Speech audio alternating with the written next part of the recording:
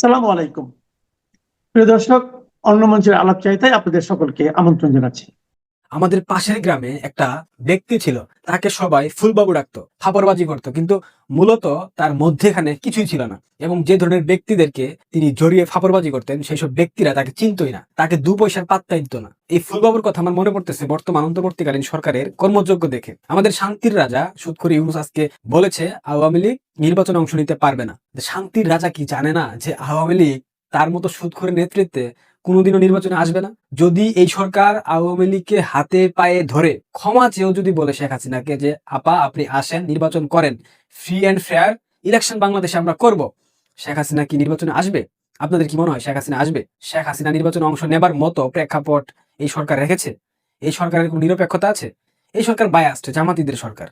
এই সরকার পাকপন্থী সরকার। এই সরকারের অধীনে যে নিরপেক্ষ ইলেকশন হবে না, এটা তো বাংলাদেশের সর্বময় মানুষ জানে। বাংলাদেশের বুদ্ধিজীবী, সুশীল, সংবাদ মাধ্যম কর্মী সবাই বুঝে গেছে যে ইউনূস কখনোই নিরপেক্ষ ছিল না। ইউনূস প্রথম থেকেই ২ নাম্বার। এই ২ নাম্বারের নেতৃত্বে কি আওয়ামী লীগ নির্বাচনে অংশ নেবে? কোথাকার কোন ব্রিটিশ এক মন্ত্রী আসছে বাংলাদেশে, তার সাথে সাক্ষাতের পর সুদখোর বলেছে আওয়ামী লীগের বিরুদ্ধে মামলা চলমান, তাদের নিবন্ধন স্থগিত করা হয়েছে, তার নির্বাচনে অংশ নেবে না। কিন্তু সুদখোর কি জানে যে আওয়ামী লীগ খোদ এই সুদখোরের নেতৃত্বে নির্বাচনে অংশ নেবে না? আওয়ামী লীগ নির্বাচনে অংশ নিতে পারবে না, মেনে নিলাম। কিন্তু সুদরাজ, আপনি নির্বাচনটা করে দেখান না। আপনি তো বলেছেন ফেব্রুয়ারিতে নির্বাচন হবে, কিন্তু ফেব্রুয়ারির কোন সপ্তাহে হবে, কয় তারিখে হবে, এখন পর্যন্ত ঘোষণা করতে পারেন নাই। অলরেডি নভেম্বর অর্ধেক চলে গেছে, এখন পর্যন্ত আপনি ঘোষণা করতে পারেন নাই কোন মাসে বাংলাদেশে নির্বাচন হবে। আপনি যে নির্বাচনের নামে মূলা ঝুলাচ্ছেন এবং এই নির্বাচনকে প্রলম্বিত করে আপনি যে পালায় যাওয়ার জন্য সব ধরনের বন্দোবস্ত করতেছেন, এটা কিন্তু আমরা জানি। স্যার, আপনি জানেন না সবকিছু? আন্তর্জাতিক গণমাধ্যম কি স্যার আপনি দেখেন না? আন্তর্জাতিক গণমাধ্যমগুলা যে ইউটার্ন নিয়েছে তারা, আপনি কি বুঝতে পারছেন না স্যার? বিবিসি আপনার পক্ষে ছিল, ডিপ স্টেটের দালাল পত্রিকা বিবিসিও কিন্তু স্যার আপনার পক্ষ থেকে সরে এসেছে। আল জাজিরা, যেটা দিয়ে প্রপাগান্ডা চালিয়েছেন বিগত পাঁচ বছর, আল জাজিরাও কিন্তু পল্টি মেরেছে। আল জাজিরাও কিন্তু শেখ হাসিনার চমৎকার চমৎকার ছবি দিয়ে সংবাদ প্রকাশ করতেছে। বিবিসি পল্টি মেরেছে স্যার, বিবিসি এটা বানা যায় স্যার। বিবিসি তো সরাসরি ডিপ স্টেটের একটা পার্ট, বিবিসি আপনার সাথে পল্টি নিয়ে নিল স্যার। স্যার এইভাবে আপনি টিকতে পারবেন স্যার? স্যার, আপনার নিরাপত্তা উপদেষ্টাকে কেন ভারতে পাঠিয়েছেন আমরা কি জানি না স্যার? আমাদের কি বলতে বলেন স্যার? বলবো স্যার। দেখেন, আপনাদের উদ্দেশ্যে একটা কথা বলি, নির্বাচন ফিরবাচন এই সরকার দিতে পারবে না, এবং ইউনূস নির্বাচন অব্দি স্টে করতে পারবে না, এইটুকু নিশ্চয়তা আমি আপনাদেরকে দিচ্ছি। এবং ইউনূস চলে যাওয়ার সময় কোনো কাকপক্ষীয় টের পাবে না। বিশেষ করে এনসিপির এই তথাকথিত জাউরারা, যারা ইউনূসের ক্ষমতা বলে এখন জানোই তা করতেছে, যাচ্ছে তাই করতেছে। ১৫ মাস পরে এসেও যারা বঙ্গবন্ধুর ভাস্কর্য ভাঙতেছে, আওয়ামী লীগের নেতাকর্মীদেরকে মব করতেছে, সাধারণ পথচারীদেরকে মব করতেছে। গতকাল ধানমন্ডি ৩২ একটা মধ্যবয়স্ক নারীকে মব করে তাকে গ্রেফতার দেখানো হয়েছে, এবং আজকে দেখলাম তাকে জুলাই হত্যা চেষ্টা মামলায় ঢুকিয়ে কারাগারে প্রেরণ করা হয়েছে। রাষ্ট্র কোথায় গিয়ে ঠেকেছে আপনারা বুঝতে পারছেন? একজন পথচারী নারী, সে কিনা ধানমন্ডি ৩২ দিয়ে হেঁটে যাওয়ার কারণে তাকে জুলাই হত্যা চেষ্টা মামলায় অন্তর্ভুক্ত করা হয়েছে। এটা রাষ্ট্র? এটাকে কি আপনারা রাষ্ট্র বলেন? বিবেক কোথায় গিয়ে ঠেকেছে আপনারা বলেন? মানুষ যখন তার সময় শেষ হয়ে যায়, ক্ষমতার ঠিক শেষ সময়ে এসে উপস্থিত হয়, তখন ভুলভাল করে ফেলে। ঠিক একই দশা হয়েছে ইউনূসের। যেটা বলছিলাম, ইউনূস পালাবে, চলে যাবে, যাই বলেন না কেন, ইউনূস চলে যাওয়ার সময় কাকপক্ষীয় টের পাবে না। এবং ইউনূস যে মাত্রার সেলফিশ ব্যক্তিত্ব সম্পন্ন, সে জায়গায় ইউনূস লামিয়া মুর্শেদ থেকে শুরু করে আরো ২-৪ জন উপদেষ্টা পরিষদের যারা গ্রামীণ প্রতিষ্ঠানের অন্তর্ভুক্ত ছিল ইতিপূর্বে, তাদেরকে নিলেও নিতে পারে ইউনূস। এর বাইরে উপদেষ্টা পরিষদ বিভিন্ন জায়গায় যারা যারা আছে, যাদের ডুয়াল পাসপোর্ট নাই, তাদের কিন্তু অবস্থা খারাপ হবে। একটাও সেফ এক্সিট পাবে না। বিশেষ করে এই এনসিপি টুকাইরা ঘুণাক্ষরেও টের পাবে না ইউনূস চলে যাচ্ছে। ইউনূস চলে যাবে, এরপর দেখবেন আপনারা মিডিয়াতে সেনাপ্রধান, হয়তোবা রাষ্ট্রপতি, হয়তোবা অন্য কেউ, প্রধান বিচারপতি, যাই হোক না কেন, সে বলবে মিডিয়ার সামনে এসে ইউনূস চলে গেছে। এই যে তোরা যে এই ধরনের ন্যাক্কারজনক ঘটনা ঘটাচ্ছিস দিনের পর দিন, এখন পর্যন্ত তোরা মব সন্ত্রাস কর্মযজ্ঞ বন্ধ করতে পারিস নাই। ইউনূস চলে গেলে তোদের কি হবে একবার তোরা ভেবে দেখেছিস? ১৭ তারিখে শেখ হাসিনার মামলার রায় হবে, নিশ্চিতভাবে বলা যায় এটা ফাঁসির রায় আসবে। আসাদুজ্জামান খান কামাল স্বরাষ্ট্রমন্ত্রী, তার বিরুদ্ধেও ফাঁসি রায় আসবে। এরকম একাধিক নেতার বিরুদ্ধেই ফাঁসি রায় আসতে পারে। এই রায় আসার পর তোদের অবস্থা কি হবে ভাবতেছিস? আদৌ কি সেই রায় আসবে, নাকি আগামীকাল বা তারপর দিন সেই রায়কে আবার পিছিয়ে দেওয়া হবে? এটা কিন্তু এখনো নিশ্চিত না। একটা কথা মনে করে দিই, সেনাবাহিনী তোদেরকে রক্ষা করবে না, পুলিশ তোদেরকে রক্ষা করবে না, বিএনপি তোদেরকে রক্ষা করবে না, জামায়াত তোদেরকে রক্ষা করবে না। প্রথমত সেনাবাহিনী তোদেরকে পেটাবে দিল্লি না ঢাকা স্লোগানের জন্য, দ্বিতীয়ত পুলিশ পেটাবে, এরপর ক্রমান্বয়ে সাধারণ মানুষ পেটাবে, এরপর পথচারীরা পেটাবে, এরপর রিক্সা চালকরা পেটাবে, এরপর গার্মেন্টস শ্রমিক যারা তারা পেটাবে, এরপর ক্ষেত্র বিশেষে ভালো সাজার জন্য বিএনপিও পেটাবে। রক্ষা করা তো অনেক পরের কথা। এবং লাস্ট ফিনিশিং দেবে আওয়ামী লীগ। এখন আওয়ামী লীগ ভাগে পাবে কিনা, এটাই অনেক ভাবার বিষয়। আরো একটা কথা মনে করাই দিই, বাংলাদেশের সীমানা ৩ দিকে ভারত, একদিকে বঙ্গোপসাগর। বঙ্গোপসাগর দিয়ে মিয়ানমারে যাবা, মিয়ানমারে যাওয়ার আগে আরাকান আর্মি দেখবা তোমাদেরকে উপরে পাঠিয়ে দিছে। ওই মিয়ানমার আর্মি পর্যন্ত, জান্তা সরকারের আর্মি পর্যন্ত যাইতে পারবা না। আর ভারতের সীমান্তে যাবা, বিএসএফ একদম নরকে বা স্বর্গে পাঠিয়ে দিবে। এইটুক নিশ্চয়তা দিতে পারি। দেশের মধ্যে থাকবা, যাদের নাম বললাম তারা পেটাবে। কোথায় যাবা বাসাধনেরা? ইউনুস যে তোমাদেরকে সেফ এক্সিট নেওয়ার ব্যবস্থা করে দেবে না, এইটুক নিশ্চয়তা আমি 1000% দিতেছি। ইউনুস যে মাত্রায় সেলফিশ, এবং ইউনুসের নিরাপত্তা উপদেষ্টা ভারতে গেছেই ইউনুসের সেফ এক্সিট নিশ্চিত করার জন্য। খলিলুর রহমান বাংলাদেশে আসার পরেই দেখবেন খেলা ঘুরে গেছে। এখনো যারা বিশ্বাস করছেন আমাদের কথা, এখনো যারা ভাবছেন আমরা ঢপ মারতেছি, দয়া করে ইমিগ্রেশনে খবর নেন, দেখেন কোনো এনসিপি টুকাইরা বাইরে যেতে পারে কিনা। তাও যদি বিশ্বাস না হয়, পাকিস্তান হাইকমিশনে যান, গিয়ে খবর নেন, পেয়ে যাবেন সংবাদ। এরা কেউ বাংলাদেশ থেকে বেরোতে পারবে না। দুই একটা যদি দেশের বাইরে আগে থেকে যেয়ে থাকে, ওইটা ভিন্ন প্রেক্ষাপট। বাট দেশে আছে, এই মুহূর্তে দেশ থেকে ইমিগ্রেশন পার হয়ে চলে যাবে, ওই সুযোগ নাই। বলেছিলাম না, এদিন দিন না আরো দিন আছে, এই দিন সেই দিনের কাছে নিয়ে যাবে। ফুলবাবু সাজা ভালো না। ফুলবাবু সাজতে গেলে ভেতরে ওইরকম শক্তিশালী একটা স্ট্রং অবস্থান থাকতে হয়, কিন্তু তোমাদের সেটা নাই। তোমরা যে অপকর্ম করেছো, প্রত্যেকটা অপকর্মের দায় তোমাদেরকে নিতে হবে। 17 তারিখে কি মামলা রায়টাই দিবে, দিক রায়। কি সমস্যা রায় দিবে? রায় দিয়ে কি কোনো কিছু ছিড়তে পারবে? দিক না রায়। অবৈধ সরকারের অবৈধ রায়, তাতে কি আসে যায়? ইমিগ্রেশন বন্ধ, পাকিস্তান এম্বাসি 2 দিনের মধ্যে লেজ গুটিয়ে পালাবে। নিশ্চিত থাকেন। পারলে ভিডিওটা শেয়ার করে দিন। বিশ্বাস না বাংলাদেশের অন্তর্বর্তী সরকার দায়িত্ব নেওয়ার পর কোন দেশের সাথে সম্পর্ক সবচেয়ে শীতল? এমন প্রশ্নের উত্তর সহজে দেওয়া যায়। বলা যায় দেশটির নাম হলো ভারত। সরকার সমর্থকদের ভারত বিরোধী অবস্থান আর শেখ হাসিনার দিল্লি থেকে বার্তা দেয়া, এই দুই ইস্যুতে দেশ দুটির মধ্যকার সম্পর্কে উষ্ণতার লেশ মাত্র খুঁজে পাওয়া যায় না। সবশেষ আন্তর্জাতিক ও ভারতীয় অনেকগুলো সংবাদ মাধ্যমে একের পর এক শেখ হাসিনার সাক্ষাৎকার প্রকাশ হচ্ছে। বিষয়টি নিয়ে নাকশ অধ্যাপক ইউনূসের সরকার। 13 নভেম্বর ঢাকায় ভারতের উপ হাই কমিশনার পবন ভাদেকে বাংলাদেশের পররাষ্ট্র মন্ত্রণালয়ে ডেকে পাঠিয়ে সেটি জানিয়ে দেওয়া হয়েছে। এরকম একটি স্পর্শকাতর সময় নতুন খবর হলো, বাংলাদেশের জাতীয় নিরাপত্তা উপদেষ্টা ডক্টর খলিলুর রহমানকে ভারত সফরের জন্য আমন্ত্রণ জানিয়েছেন ভারতের জাতীয় নিরাপত্তা উপদেষ্টা অজিত দোভাল। বাংলাদেশ সরকারের পক্ষ থেকে বিজ্ঞপ্তি দিয়ে নিশ্চিত করা হয়েছে খলিলুর রহমান ভারত যাচ্ছেন। যদিও সরকারের পক্ষ থেকে জানানো হয়েছে এই সফরটি আঞ্চলিক নিরাপত্তা গ্রুপ কলম্বো সিকিউরিটি কনক্লেভের বা সিএসসি এর একটি বহুপাক্ষিক সম্মেলনে যোগদানের উদ্দেশ্যে। কিন্তু বাংলাদেশের জন্য এর চেয়ে বেশি গুরুত্বপূর্ণ একটি সম্মেলন ভারতে গত অক্টোবরে অনুষ্ঠিত হয়েছিল, যেখানে যাওয়ার জন্য নিমন্ত্রণ পেয়েছিলেন বাংলাদেশের সেনাপ্রধান জেনারেল ওয়াকারুজ্জামান। কিন্তু বিতর্ক এড়াতে সেই সম্মেলনে যোগ না দেওয়ার সিদ্ধান্ত নিয়েছিলেন সেনাপ্রধান জেনারেল ওয়াকারুজ্জামান। অথচ 1 মাসের মধ্যে জাতীয় নিরাপত্তা উপদেষ্টার ভারত সফর যাওয়া নিয়ে বিবৃতি দিয়ে জানালো প্রধান উপদেষ্টার দপ্তর। গণমাধ্যমগুলোর খবরে শেষ সফরে জনাব খলিলুর রহমানের সাথে ভারতের নিরাপত্তা উপদেষ্টা অজিত দোভালের বৈঠকের সম্ভাবনার কথা বলা হয়েছে।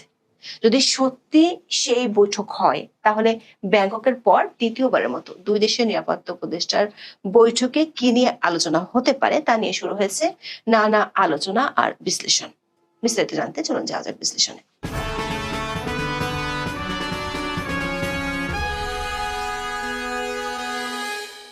বাংলাদেশের অন্তর্বর্তী সরকারের জাতীয় নিরাপত্তা উপদেষ্টা খলিলুর রহমান ভারত মহাসাগরীয় অঞ্চলের জাতীয় নিরাপত্তা উপদেষ্টাদের সম্মেলনে যোগ দিতে আগামী 19 নভেম্বর দিল্লি সফরে যাচ্ছেন।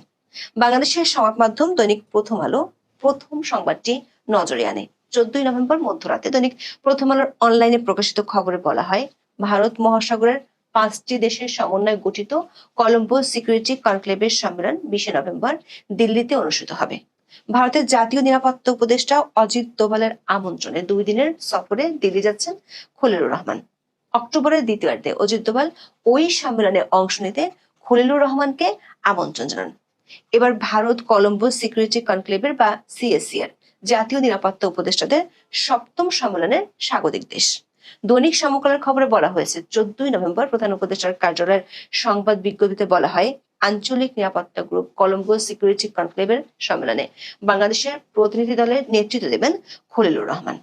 ভারত, শ্রীলঙ্কা, মালদ্বীপ ও মরিশাসের সঙ্গে গত বছর 5ম সদস্য হিসেবে বাংলাদেশ কলম্বো সিকিউরিটি কনক্লেভে যোগ দেয়। সংবাদ বিজ্ঞপ্তিতে বলা হয়, অন্তর্বর্তী সরকার আঞ্চলিক সহযোগিতাকে গুরুত্ব দিচ্ছে এবং বিভিন্ন সংস্থার বৈঠকে সক্রিয়ভাবে অংশ নিচ্ছে। প্রধান উপদেষ্টা ডক্টর মোহাম্মদ ইউনূস বিমস্টেকের সভাপতি নির্বাচিত হয়েছেন।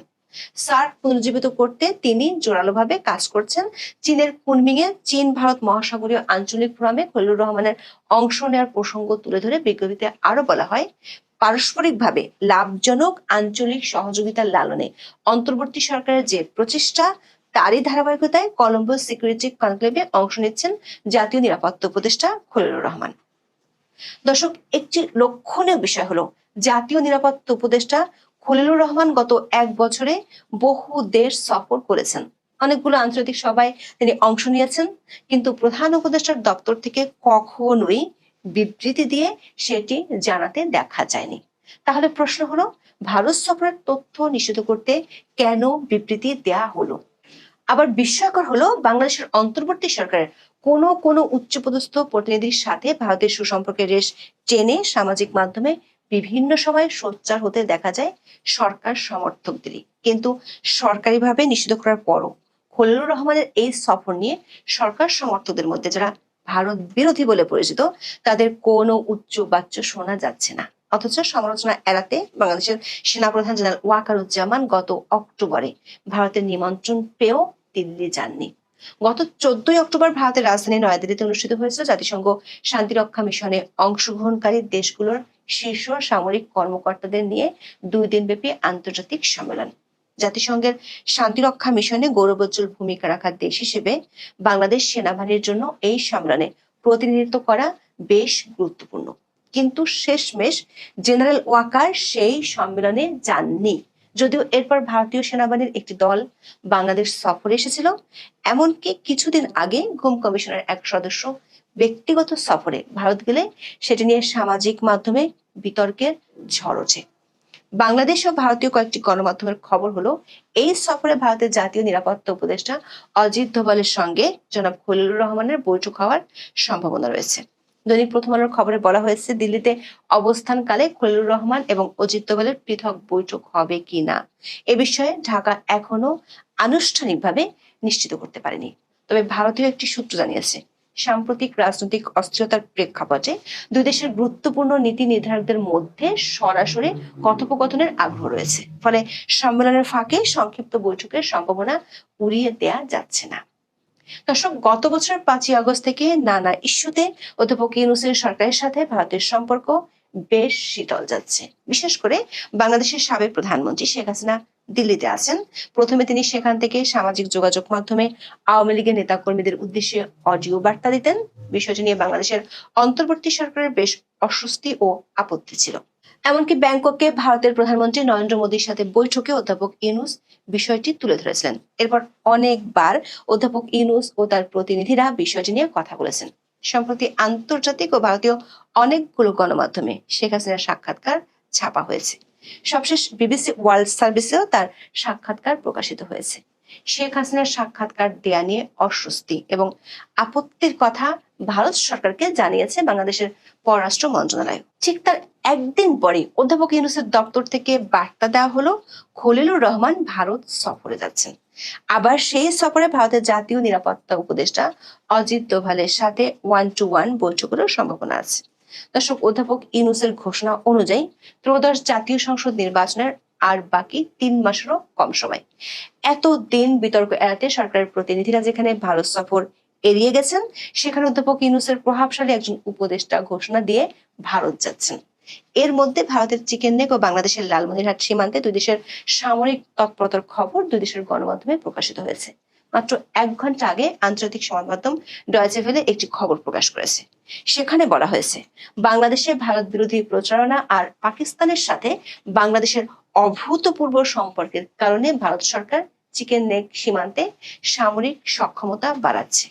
আবার শেখ হাসিনার বিরুদ্ধে মানবতা বিরোধী অপরাধের মামলার রায়কে ঘিরে এরই মধ্যে দেশের রাজনৈতিক পরিস্থিতি উত্তপ্ত হয়ে উঠেছে। শেখ হাসিনার সাক্ষাৎকার দেয় অস্বস্তিতে আছে অন্তর্বর্তী সরকার। নির্বাচনের আগে আওয়ামী লীগের নিষেধাজ্ঞা তুলে নেওয়ার জন্য আন্তর্জাতিক চাপও আছে।